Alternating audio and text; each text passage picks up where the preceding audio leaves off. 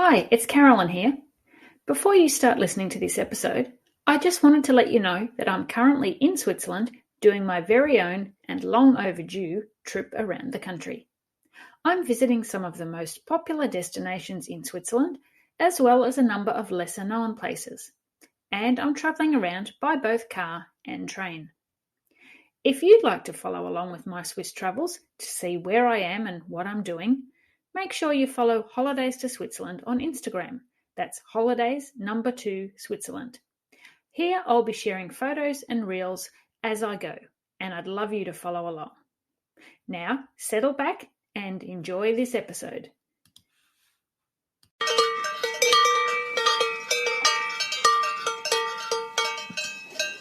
Welcome to the Holidays to Switzerland Travel Podcast. Your host is the founder of holidaysto-switzerland.com and the Switzerland Travel Planning Facebook group, Carolyn Schonnefinger. On this podcast, Carolyn will be joined by a variety of guests who share their knowledge and love of the country to help you plan your dream trip to Switzerland. Hello, Grüezi, Happy New Year, and welcome to episode 37 of the podcast. This is the first of many new episodes for 2022, full of useful tips and inspiring destinations to help you plan your perfect Swiss vacation. I am thrilled to announce that the lovely folks from Switzerland Tourism will be sponsoring the podcast this year, and I thank them sincerely for their support. The Switzerland Tourism website, myswitzerland.com, is packed full of information about travelling in Switzerland, so be sure to check it out. Today's guests are Gary and Cathy Martin from Seattle, who recently spent a month's vacation in Switzerland. After a couple of very brief visits in the past, they were longing to return to Switzerland and planned this trip to celebrate Gary's retirement. Gary and Cathy created a trip that combined some of Switzerland's most popular destinations with a number of incredible authentic experiences that they have a personal connection with. With 4 weeks to explore the country, they were able to slow down, stay longer in each destination, meet the locals, and really appreciate the beauty of Switzerland and the peace and quiet it offers. If, like Gary and Cathy, you need quiet, please, you need Switzerland. I'm sure you're going to love hearing more about their trip. Good morning, Gary and Cathy. Thank you very much for coming on the show. Could you start by telling our listeners a little bit about yourselves and your travel experience and any perhaps past visits to Switzerland? Okay, thanks for having us. We have maybe a little bit of a unique past for our decision to go to Switzerland. We lived in North Germany for 9 years during our early married time. We had a couple of children born there, and we learned to speak German fluently. We went to Switzerland just briefly a couple of times. We lived far in North Germany in Kiel, and friends and family that came to visit us always wanted to do something in Germany, and we never really spent much time in Switzerland. So we moved back to the States in 1988 and had several trips back to Germany, mostly to visit friends. But I'd always wanted to spend time in Switzerland, and I thought how crazy that was to live there for 9 years in Germany and never spend more than a couple of days in Switzerland. So we planned a trip, my retirement trip, and it worked. We were able to go even during COVID and find a window of opportunity to spend 28 days in Fantastic. Switzerland. Yeah, wonderful. And for those listeners that don't know, Germany is quite a large country. So because you were living in the north of the country, it is quite a distance to Switzerland. So obviously, in some instances, for people that are in the south of Germany, it's easy just to pop over the border, but it wasn't that easy from the north. A good 10 to 12 hour drive. And so, yeah, that was difficult. Yeah, not really somewhere you'd go for a weekend visit. Right.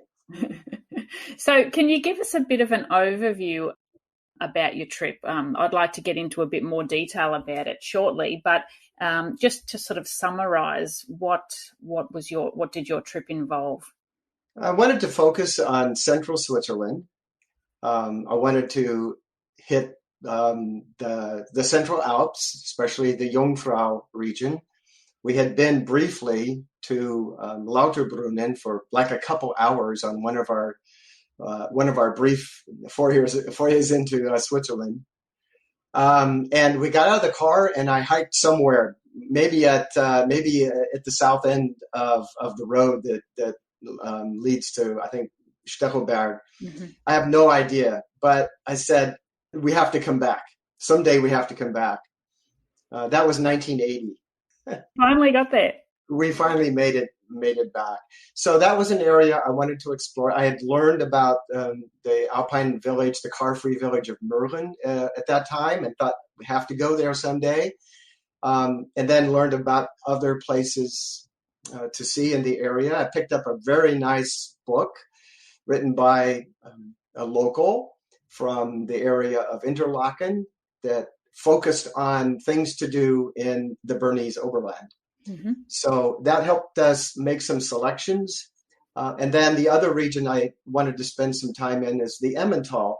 And that happened by accident, 1995, on a trip down to Bern to visit some friends in Bern. We were going to arrive a little bit early, and I said, we need to get off the main road and spend some time driving around. So we ended up driving around the Emmental and found a lovely restaurant. I kept the receipt and the little card for years and found it during COVID while we're cleaning things out. It's like, oh, that's that place, and we have to go there. So from that card that I kept from a meal in 1995, that short story, that led to spending 8 days in 2 different places in the Emmental. That's fantastic. And it was more than I imagined. And I do remember driving up the hills out of the woods and seeing the pasture lands, the rolling hills, the cows, the bells, and thinking, oh, this is like you've always imagined this part of Switzerland to be like. So that was a wonderful way to reconnect with something that we had experienced only briefly in the past. Okay. I understand that you met up with some friends again on this most recent trip. Is that right? Yeah, several times. And I guess for the listeners who come to later, like, what would you recommend? I would recommend tapping into very personal things that connect you to Switzerland. It could be friends that you know that live there, or relatives, but try to not just read the guidebooks, mm-hmm. but talk to people so that you can create some personal connections on the trip. So very briefly, I had a colleague that I had corresponded with only by email over the course of several years in the past. We both retired the same year, and he moved from Central African Republic back to his home in Lucerne, our first stop. He met with us. He gave us a tour around Old Town Lucerne. And then we had like personal tour guide for 2 days with great recommendations on things to do. The friends from Bern that we visited in 1995, we were young people with kids. Now we're older people with grandchildren. They picked us up from our hotel in Interlaken and spent a whole day driving us all around, Susten Pass and Furkastrasse and all these cool places, excited to show us where they'd like to go when they go on vacation as people that were native Bern residents. Yeah, and those personal experiences and personal recommendations, they really make your trip unique, don't they? They really do. And then finally we ended up for 4 days spending time in the same hotel with a very unique situation. I had a pen pal over 50 years ago in junior high school. We connected once about 10 years later, and then once again about 4 years ago, and then again 3 years ago. And we decided we need to spend time together. So the couple met us in Zermatt, stayed in our hotel, and it turned out that we ended up celebrating their 50th wedding anniversary while we were in Zermatt. And so this was just a really bizarre but absolutely amazing way to see Switzerland. It was to see it with people that you connected with in some significant way in the past. They had never been to Switzerland before. They lived in southern Germany, and this was their first time into Switzerland. So we were both really having a good time. Incredible. Okay, so Cathy, can I ask you, how did you get around Switzerland on this most recent trip? We traveled by train when we could, which is very comfortable and very convenient. And then to get to some of the smaller outlying areas, we took local buses. Okay, yep. So did you have the Swiss travel pass? We had the half fare. Okay, yep. So you used the half fare card, and then you just purchased the tickets for each individual trip at 50% off. Yes, that was easy to do because you just use your phone, and it's very. We also did a lot of walking. Okay, yeah, great. And did you find that with the public transport, they were frequent enough for what you needed to get around? And on time. Yeah, you can count on it being right on time. With efficiency. Yes. Okay, so can we talk more about your itinerary? Where did you fly into from the States? We flew into Zurich. We did have to change planes in Amsterdam. So okay. Seattle to Amsterdam, quick transit, and then we flew into Zurich. Okay. And so did you spend any time in Zurich, or did you head straight to Lucerne? We headed straight to Lucerne. We got off the plane, bought our half fare card, got our ticket, and took the train right to Lucerne. Okay. All right. So can you tell us a little bit more about what you did in Lucerne and where you stayed, and did you have any memorable meals or any sort of experiences that really stood out? I know you mentioned you had a personal tour guide there, so maybe he took you to some places that you may not have visited without his knowledge. Yes, that's right. We stayed right on the Reuss River. It was very close to the train station as well. So our criteria for hotels was less than a kilometer from the train stations. So that worked really well. And the major excursion in Lucerne was Mount Rigi. Okay. And I kind of wanted to say also, for people that are trying to decide these constant questions, I can only do Pilatus or Rigi. Which one should I do? I'd say read about them and pick one and you'll enjoy it. If you can do both, great, but you can't always do both. And certainly you can't do everything, even in a 28-day trip. Yeah. Now, the reason I chose Rigi was because my friend had a very famous father, it turns out, in Lucerne, who passed away about a year ago, almost age 103. And his dad used to hike to Mount Rigi beginning at age 90 once a week. So he would leave his home in Emmenbrücke, take the bus to the boat launch, take the boat over to Fitznau, and then instead of taking the train, the Rigi Bahn, he would hike up. And this was early in the morning. Very early in the morning. Wow. It's still dark, like 4 or something. So when I emailed my friend, I said, well, I think we decided on Rigi because, as you said, it's Dad's mountain. He referred to it as Dad's mountain. I said, now that we saw a 20-minute documentary on this that was on YouTube from a Swiss journalist that interviewed him on one of his trips. I said, wow. I think I know more about your dad than I know about you, and I really like him. So that was another way we decided to go and to decide which way we wanted to go. And so he met us up there. My friend, in the spirit of his father, while we took the Rigi Bahn up, he hiked up. Wow. and as we got off the train at the top, he met us there. I said, good tradition to follow. So that's what made things special. It would have been a great trip anyway, but having that connection.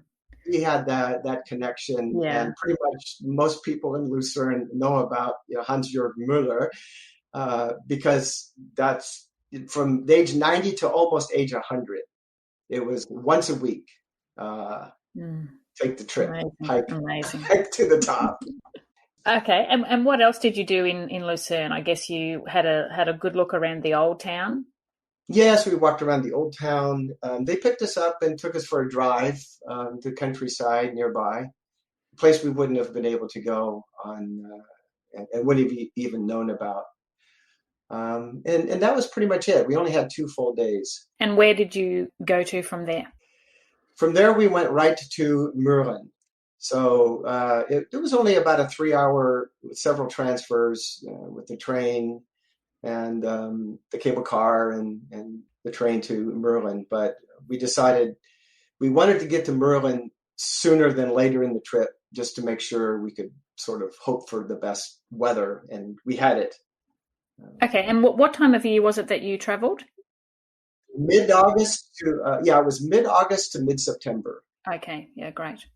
And what were some of the things that you did while you're in Meuren, Cathy? At Gimmelwald, we walked down to Gimmelwald and then took the gondola back up, and we also, spur of the moment, took a trail that wandered through a cow pasture and into the woods, and who knows where all it went, but it was our first experience with just walking into somebody's private property, and that's just fine because everybody does it. Just make sure you latch the gate behind you so the cows don't wander away.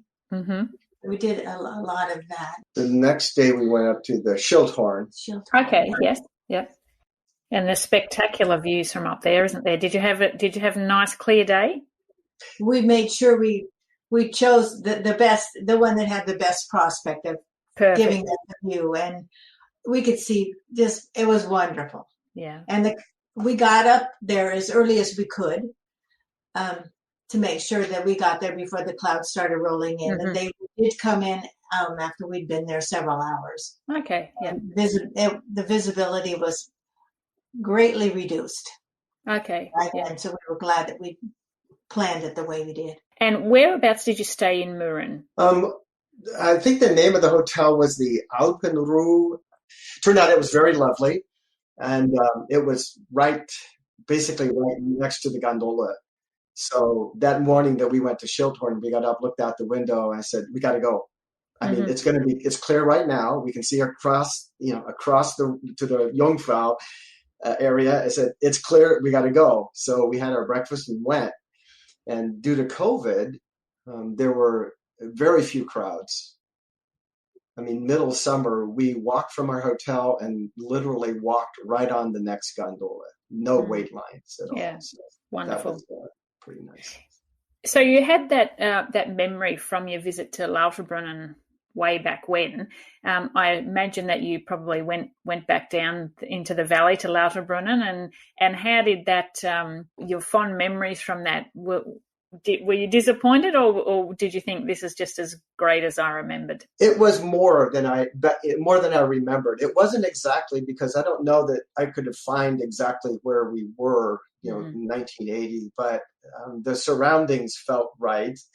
And it was fabulous. It was much more.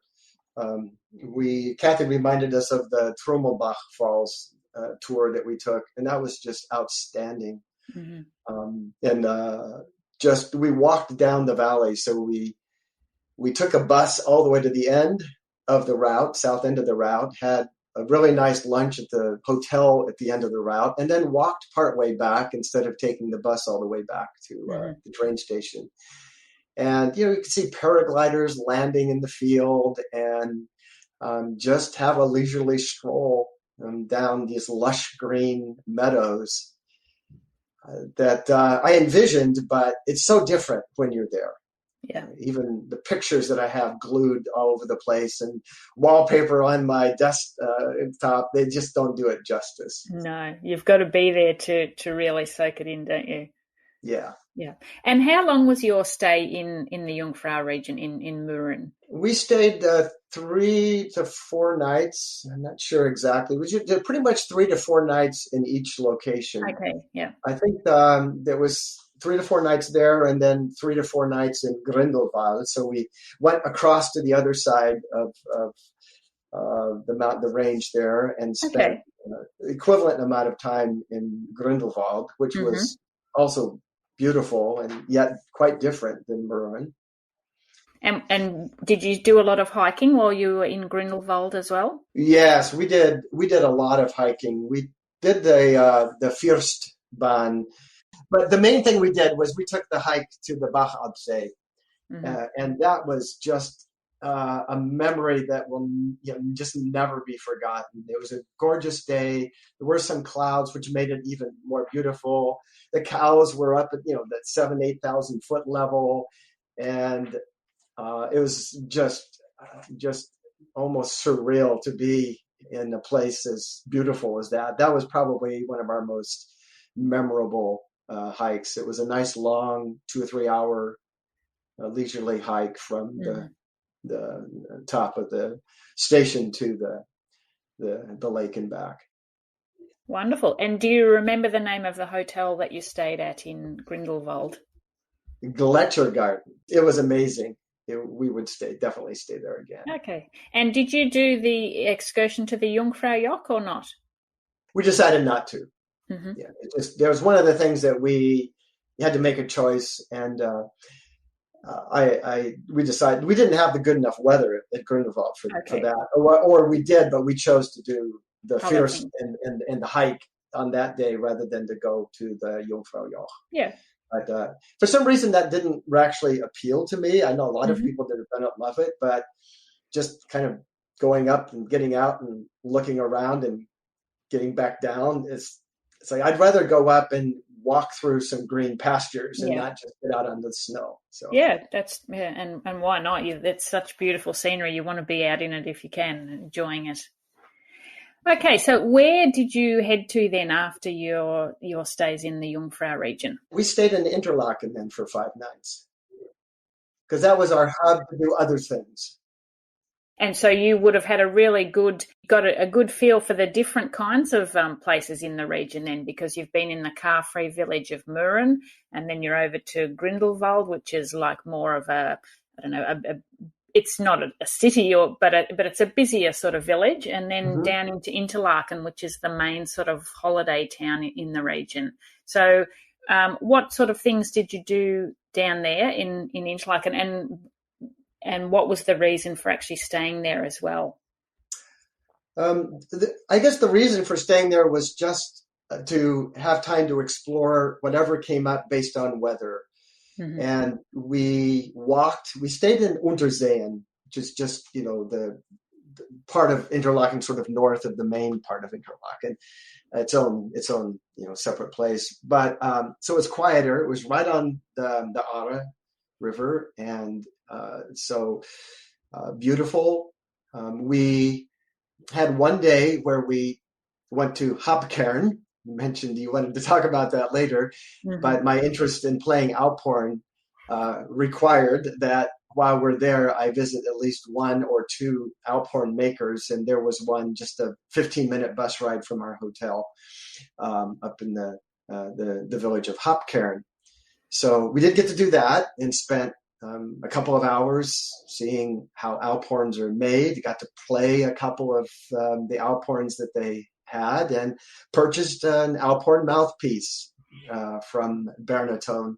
That was one day. One day we did laundry, and so we walked a lot and found a nice laundromat and spent a couple hours getting caught up. One day we were able to walk to the Harder Kolmbahn and did that excursion, which was beautiful. And then one day we got picked up by our friends from Bern and spent the whole day driving around the Alps. So we kind of played that by ear. We said 5 nights is really only 4 days.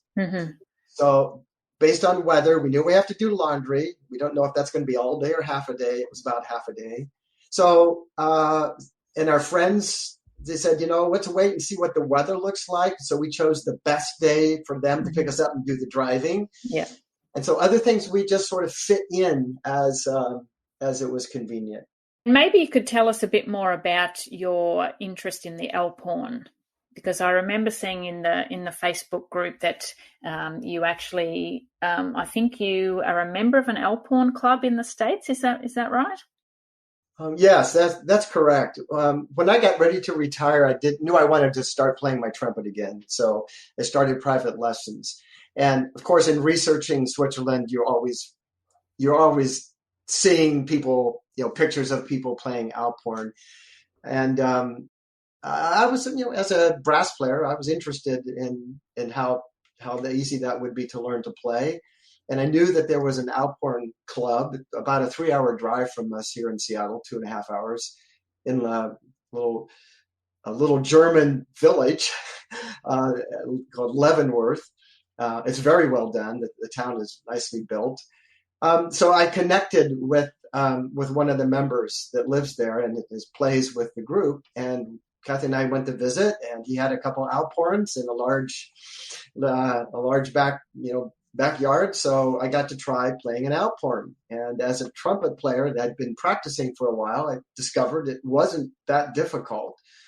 And so I just got excited about the whole idea of learning how to play Alphorn, and researched it, found a nice video from a German Alphorn maker that showed how to make your own Alphorn out of plastic pipe.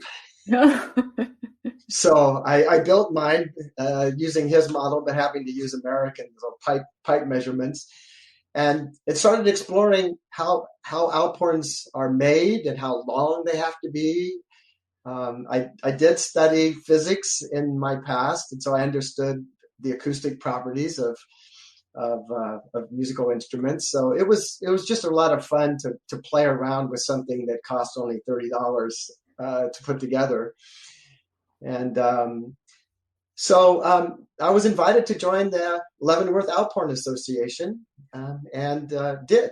Now, I haven't been able to get up frequently, but we did go up for their annual celebration last May and played with about 18 members of other Alphorn associations throughout the United States that converged in Leavenworth on that weekend, and purchased my own Alphorn. There was an individual that buys and sells Alphorns at these festivals around the country, and was able to purchase for a really reasonable price a used Alphorn. So.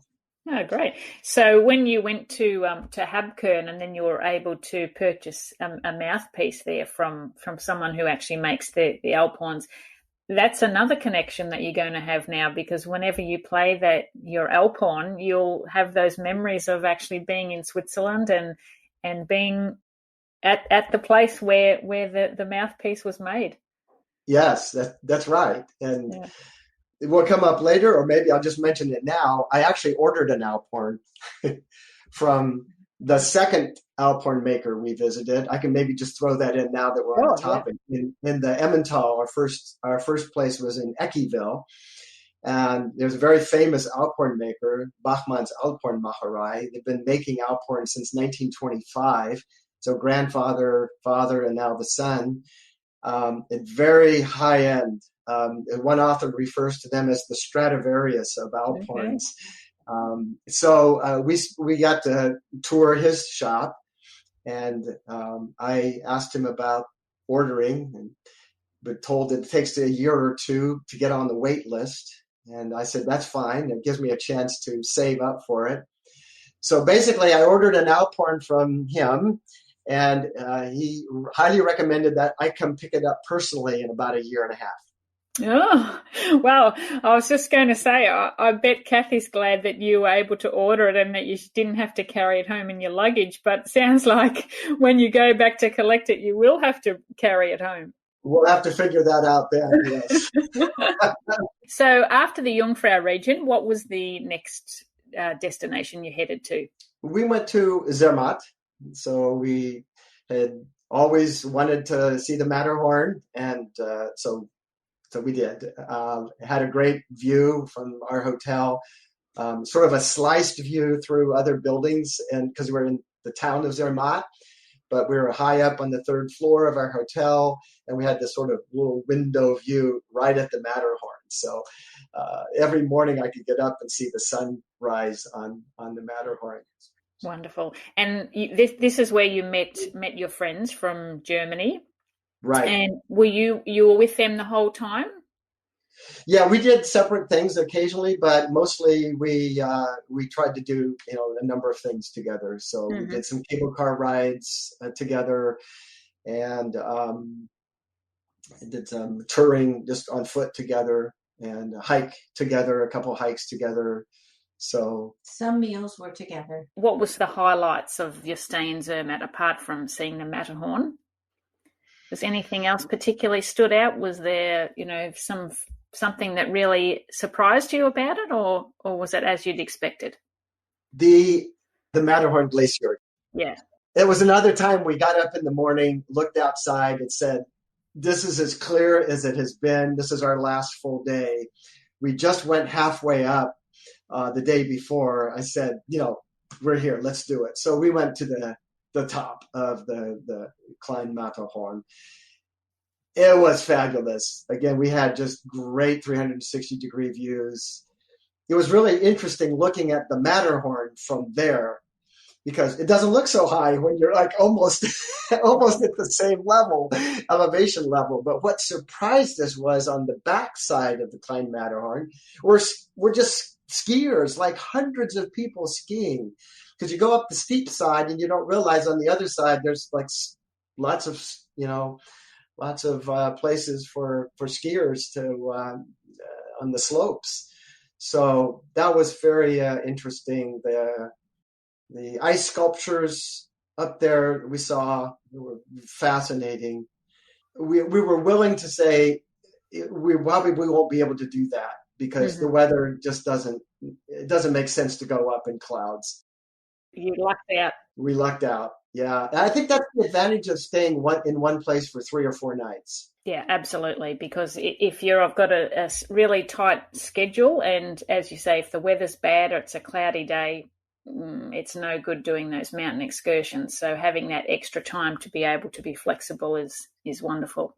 And Cathy remembers particularly our meal with our friends. It was the second night that we were there that they mentioned to us that this was their 50th wedding anniversary, and said, "So we want to have our celebration meal with you." They actually had 2. They have the staatliche, the courthouse date, and then the next day was the church wedding, and that was sort of the main one. So we had like 2 meals and back-to-back days with them to celebrate their 50th anniversary.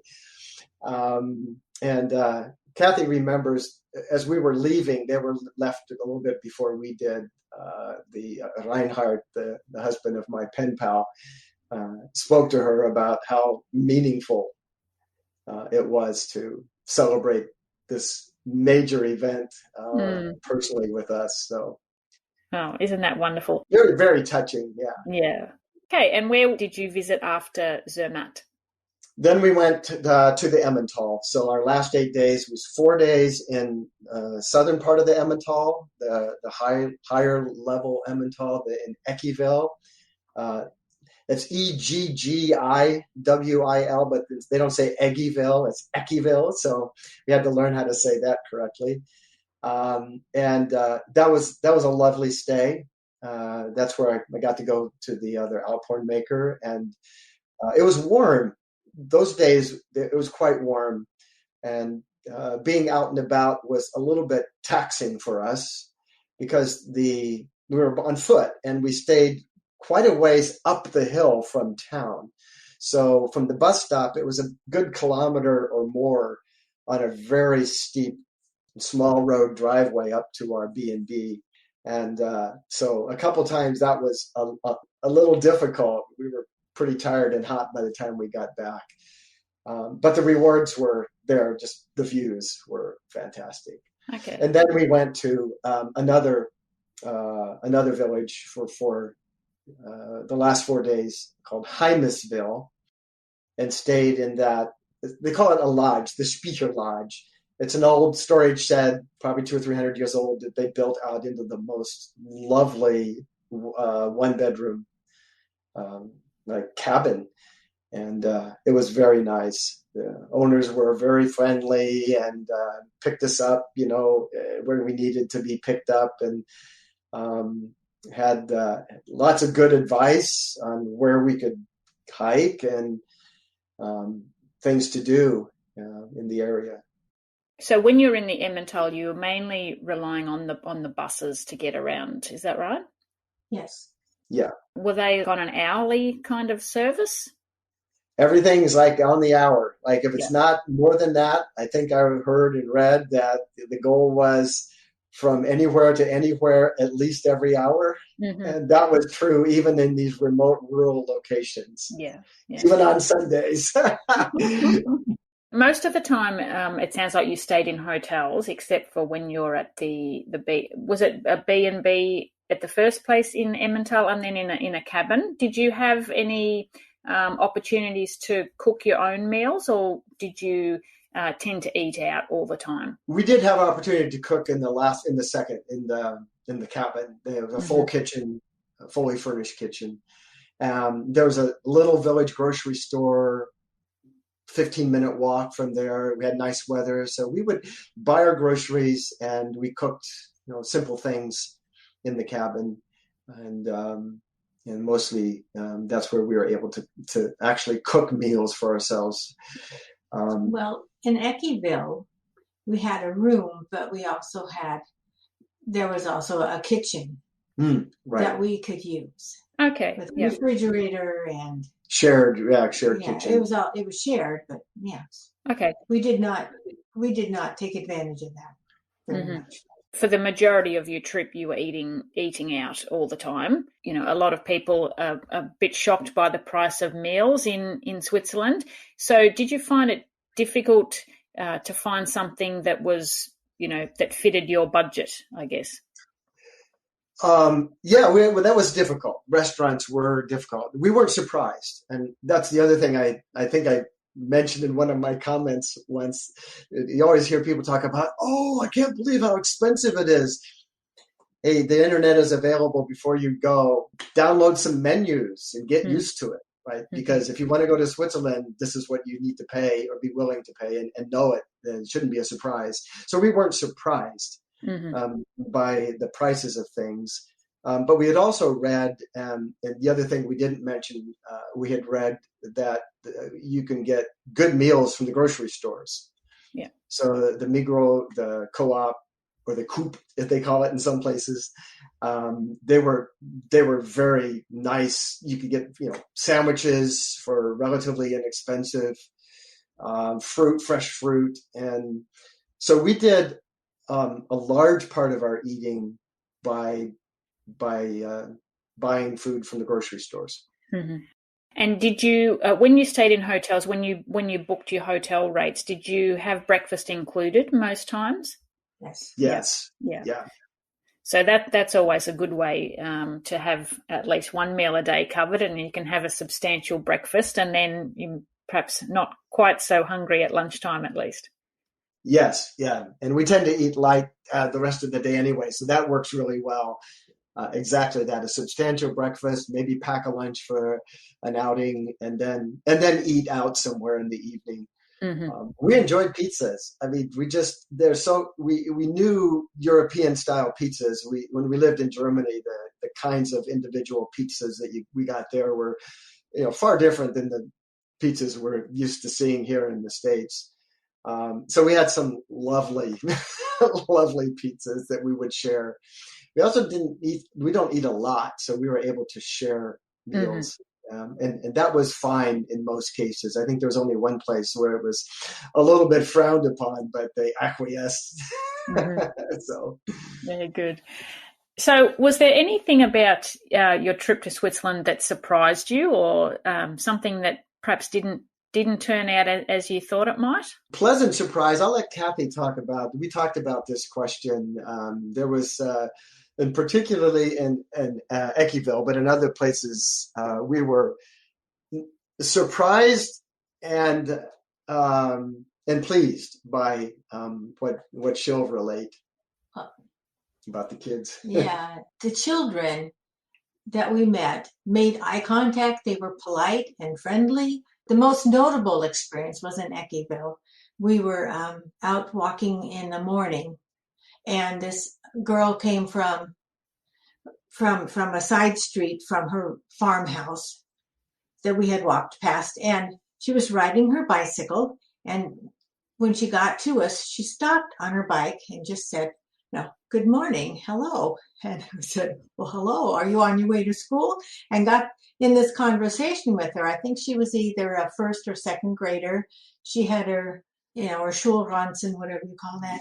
School backpack. Her backpack on. And she just pointed out her school building.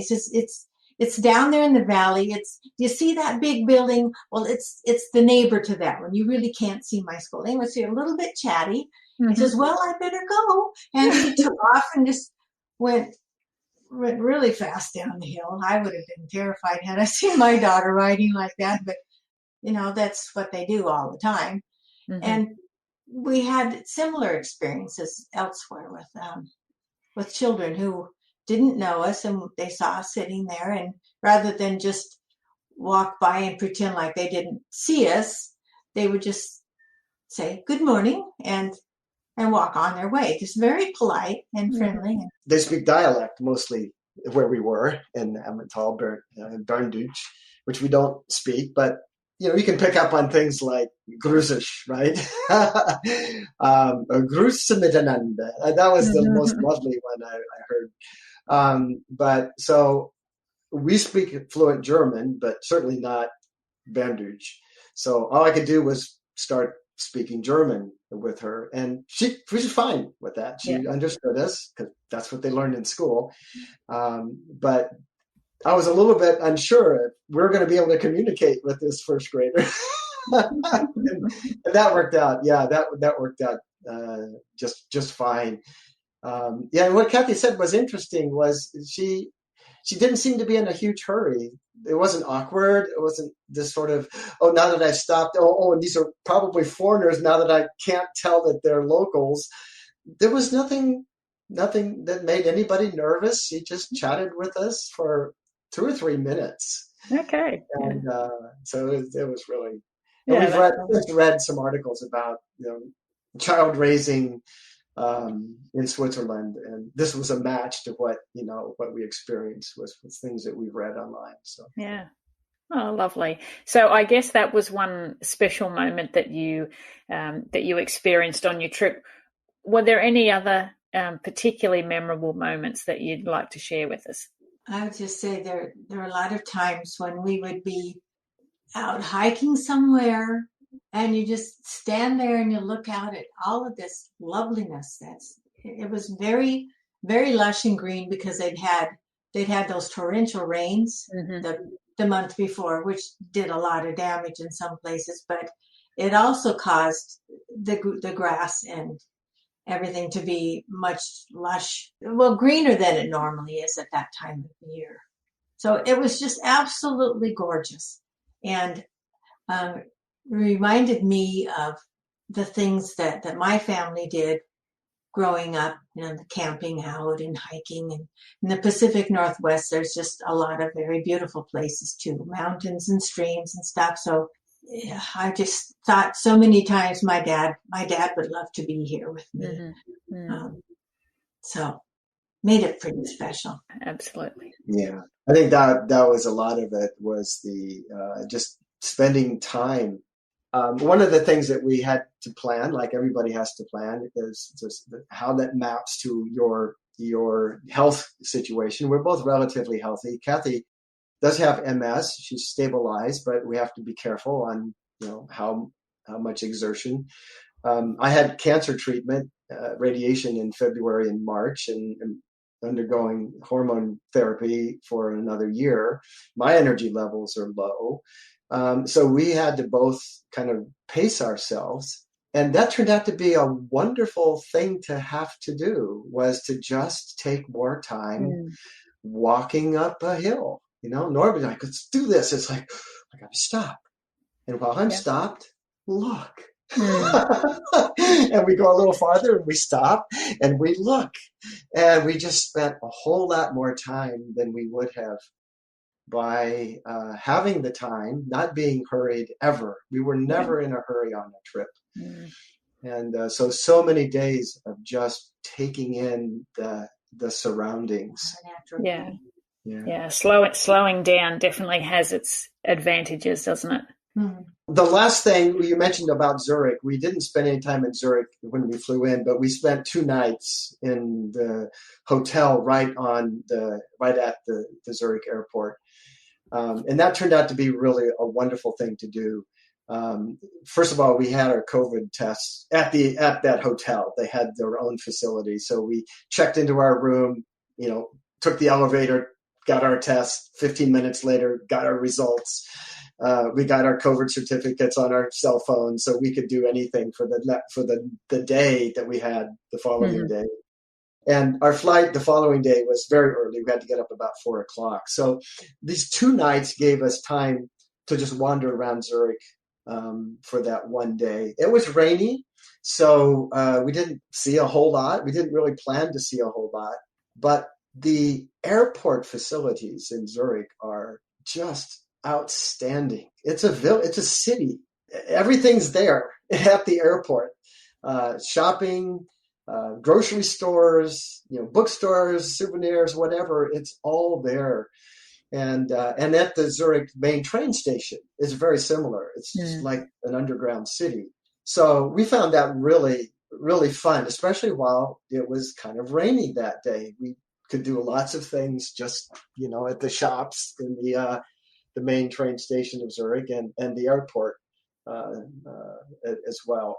So that turned out to be a really, really neat thing to do, to sort of be a little more relaxed before we took a long flight back to Seattle the next day. So before I let you go, have you got any tips that you would like to give to anyone who's planning their first trip to Switzerland?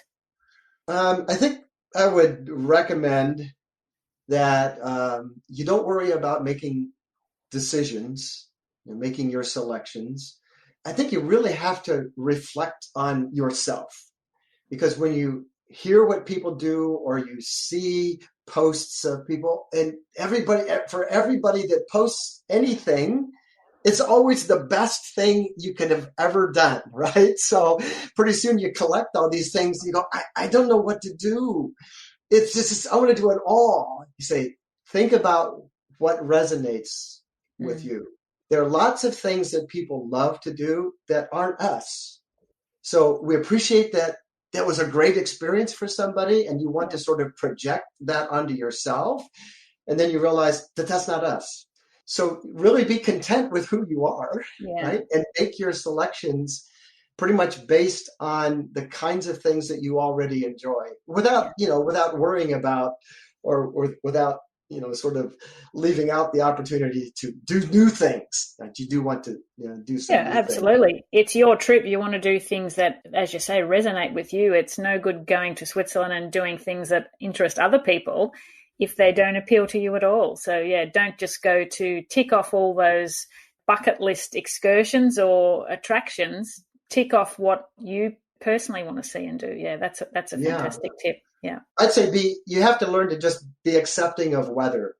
People always look at the weather reports. We did too. Every day we look at the weather report for the next 5 days, and rain in the morning, thunderstorms in the afternoon, rain in the morning. But that never actually happened, except for twice. So, but it could happen. And you've been there, and we know we've traveled quite a bit. You cannot guarantee that you're going to have sunny weather when you go to Switzerland. So be sure to just understand that there are wonderful things to do, even outside, if it happens to be cloudy, which is more often cloudy than rainy. So just enjoy the time that you have. When we went to the Harder Koln, there was a high cloud layer, but we could see down into Interlaken beautifully from the top. We couldn't see the mountains in the background, but we could see Lake Brienz and Thunersee, and so we enjoyed the looking down from the top. And I think just to be really flexible, but also if you focus on some of the cultural experiences, meeting people, talking to people, then weather is far less of an impediment, to enjoying a trip. Yeah, absolutely. Oh, well, thank you so much for sharing your trip with us today. And I'm really pleased to know that there's going to be another one coming up when you go back to pick up that elk horn. So maybe we'll have to have you back on the show, and you'll have to give us a bit of a tune on the elk horn. Yeah, I'd be glad to. Yeah, I'd be glad to do a little bit of a performance. By that time, I could be up to speed in playing a little more. Thank you again, Gary and Cathy. It's been awesome talking to you, and I'm sure that all the tips and your itinerary, your experiences, I'm sure they'll be helpful to someone else out there who's planning their own trip. Thank you. Thank you very much. What great advice from Gary. Your trip should be about seeing and doing what resonates with you. Don't think you have to tick off the excursions and attractions that are on someone else's bucket list. Plan your trip to see and do what interests you. In the show notes for this episode, which you'll find at holidaystoswitzerland.com/episode 37, I'll include a summary of Gary and Cathy's itinerary, plus additional information on the places that have been mentioned in today's show. Until next time, happy planning and tschüss! Thank you so much for listening. For more great resources on planning a trip to Switzerland, make sure you visit holidaystoswitzerland.com, where you'll find trip planning tips, destination guides, information on transport, including Swiss rail passes, and much more. You're also encouraged to join the Switzerland Travel Planning Group on Facebook, where you can ask questions and chat to other past and future travellers to Switzerland. You'll find show notes from today's episode at holidaystoswitzerland.com/podcast. And be sure to subscribe to the Holidays to Switzerland Travel podcast so you never miss an episode.